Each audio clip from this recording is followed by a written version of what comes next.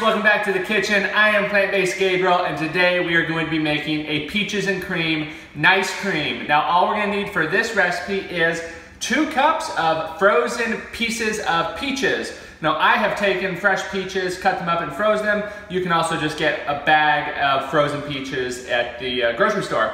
We're also going to need a 1/3 cup of a plant-based milk. I'm using my walnut milk, any milk will work. And then I'm also going to be using 1/2 teaspoon of vanilla extract. Now I will mention, you're going to want to make sure you're using nice and sweet peaches. If you do get some peaches that aren't as sweet, you can always add in a tablespoon of maple syrup to sweeten it up, but these should be nice and sweet. I'm also going to be using my food processor, my Ninja Auto IQ blender food processor to be exact, and we're going to bring it in here and we're going to get started.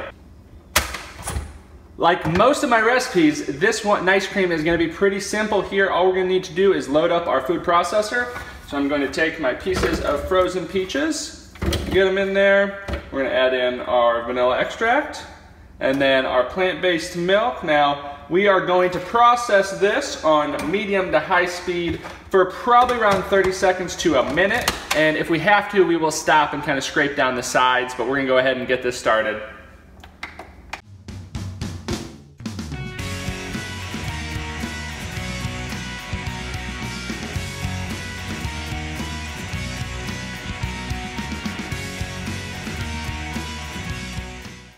It ended up taking about 1.5 minutes to blend this one. And open it up so you can see we've got perfect peaches and cream, nice cream. I'm going to go ahead and get the kitchen cleaned up a little bit, get a dish of this bowled up, and I will see you in just a second. I am back. The kitchen has been tidied up. I've got my bowl of peaches and cream, nice cream right next to me, and I'm going to go ahead and give it a try because it looks absolutely fantastic.